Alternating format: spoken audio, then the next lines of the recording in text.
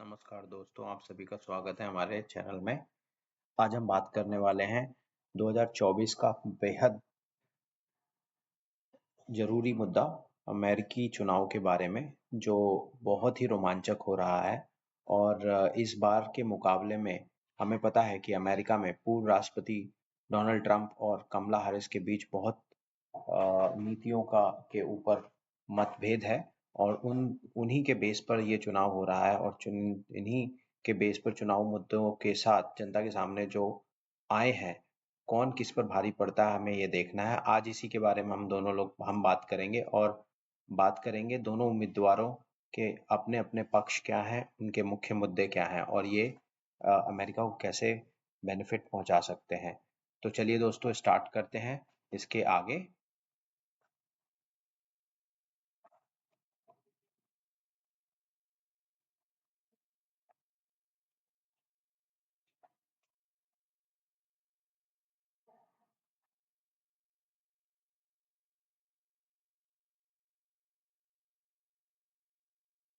तो अभी हम बात करेंगे आज के बारे में कि ट्रंप की क्या-क्या स्ट्रेंथ है इस चुनाव के अंदर।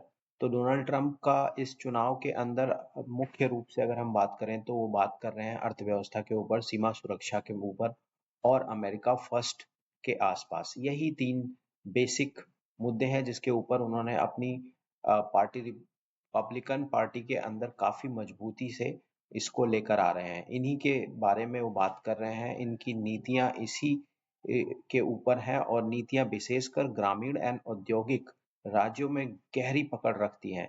इस चुनाव में उन्होंने महंगाई, बेरोजगारी और देश की आर्थिक स्थिति को भी सुधारने का वादा किया है, जिसमें उन्होंने कई वोटरों के साथ जुड़कर ट्रंप का एक और मजबूत पक्ष है कि वे सोशल मीडिया पर अपने समर्थकों के साथ सीधे जुड़ते हैं, जो उनके लिए एक बहुत सशक्त हथियार के रूप में कार्य करता है। आप सभी को पता है कि वो बहुत ही एक्टिवली सोशल मीडिया पर एक्टिव हैं। अभी हाल ही के दिनों में आपने देखा होगा कि उन्होंने काफी सारे कैंपेन किए, उनके ऊपर हमला भी हुआ कई बार इस चुनाव के प्रचार के दौरान। और आपने ये भी देखा होगा कि उनके पास अ, बहुत सारा अपना रीच है, जो डायरेक्ट वो मतदाताओं के बीच पहुंच जाते हैं और वहां पर अपना डायरेक्ट मतदाताओं के बीच पहुंचकर उनके साथ बातचीत करते हैं। अभी आपने हाल ही में देखा होगा मैकडॉनल्ड्स में भी उन्होंने काम किया। ऐसी कई सारी गतिविधियां थी जिन्होंने उन्होंने पार्टिसिपेट किया और अपना कार्य किया। तो आपको क्या लगता है कि ट्रम्प कितने मजबूत हैं अपने मुद्दों को लेकर? आप कमेंट में जरूर बताइएगा। ट्रम्प की जो भी आपको लगता है कि ट्रम्प बेस्ट हैं या फिर कमला हैरिस बेस्ट हैं, आप अपने पॉइंट भी रखिएगा। और इस चुनाव में आपको क्या लगता है कि ट्रम्प की जो नीतियां हैं वो अमेरिका के लिए अच्छी होने वाली हैं, या हारिस की जो नीतियां हैं वो उनके लिए अच्छी होने वाली है अमेरिकन्स के लिए? तो आप सभी लोग से निवेदन है, अगर आपने मेरा चैनल सब्सक्राइब नहीं किया तो सब्सक्राइब करें, और आपको हम आगे ऐसी खूब जानकारियां देते रहेंगे। अगर हम बात करें कमला हैरिस के कैंपेन की, तो वो पहली प्रेसिडेंट बनेंगी अगर वो जीत जाती हैं, महिला प्रेसिडेंट बनेंगी।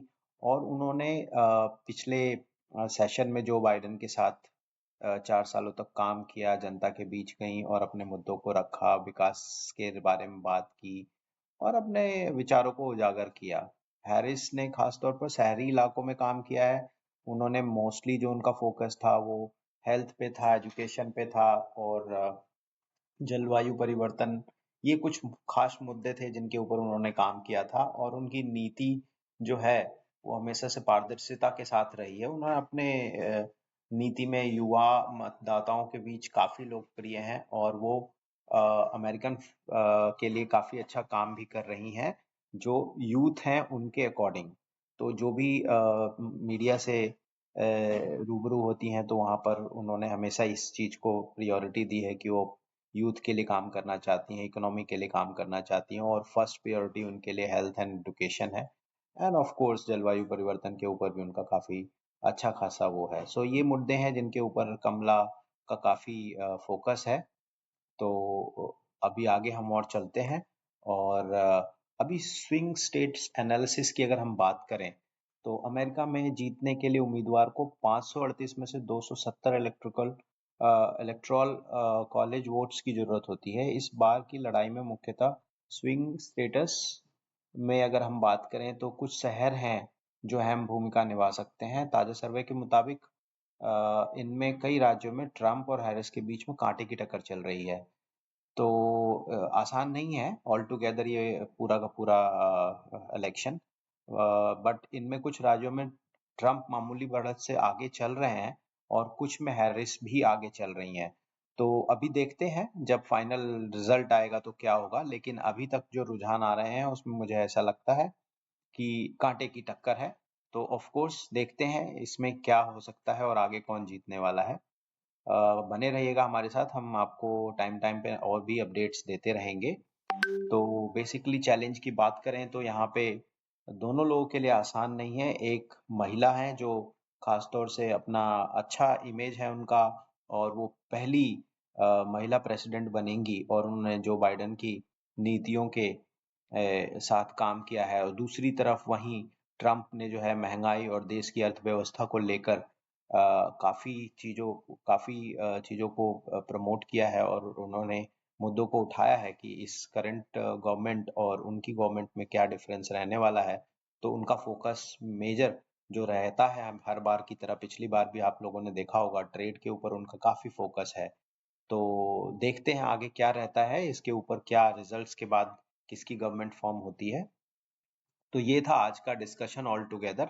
और मुझे ऐसा लगता है कि 2024 का चुनाव जो भी जीते, लेकिन सब दोनों पार्टी अपने अपने मुद्दों के ऊपर चल रही है और स्विंग स्टेट्स का रुख विजेता तय करेगा, ये आप सभी को पता है।